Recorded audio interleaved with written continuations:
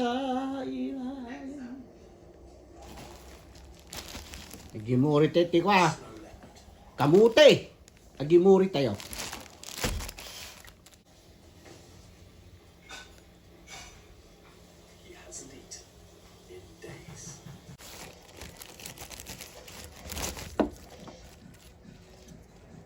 Ugot ti kamote. Ugot. Talbos ng kamote.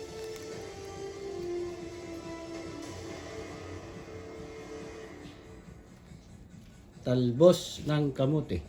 Ulam.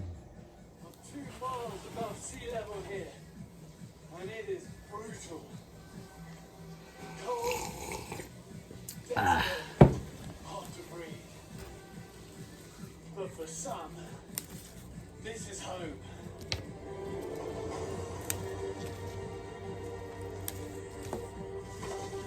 Mountains are one of the most hostile environments on our planet.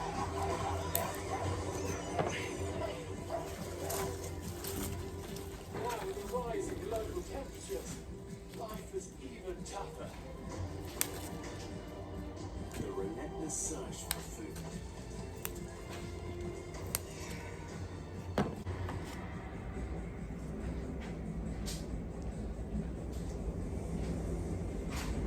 Mountain animals pushed to the edge of existence.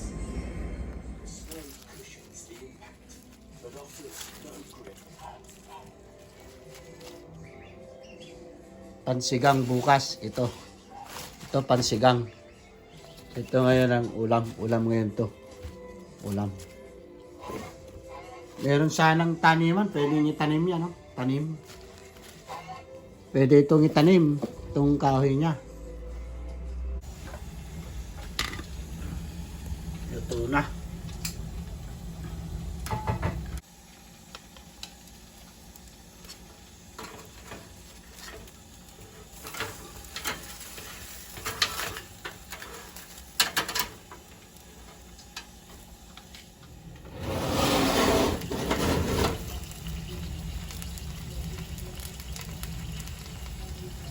Mabali na eh.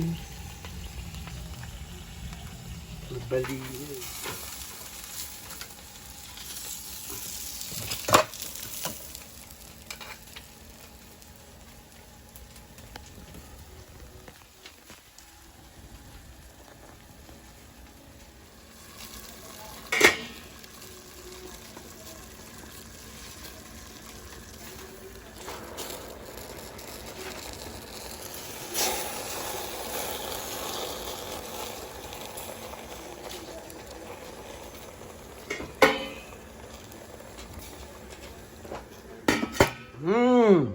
Pananghalian, kakabsa. Exhausted. Pangaldawan.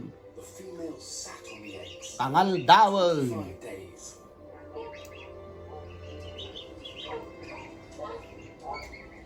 She's Pangaldawan. Mangal daw tayo.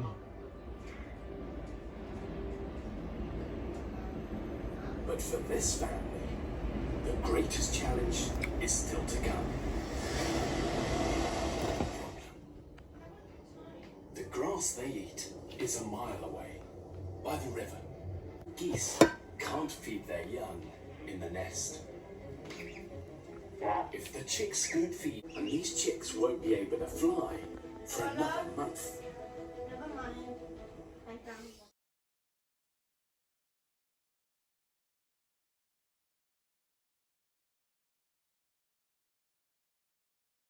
Apo na yun. Irugi kong ti mga ano.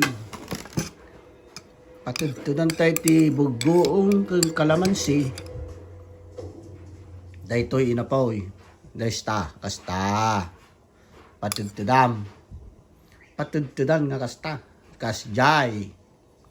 Sa kamangala daytoy ugot ti kamote. They survived, Kasta. Mangala ka nga kasta.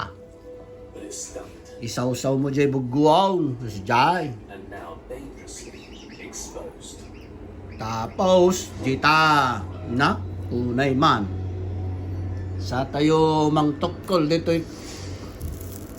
buksit na dito, nagpunay na buksitan na eh. Nagtaban na eh. Basta.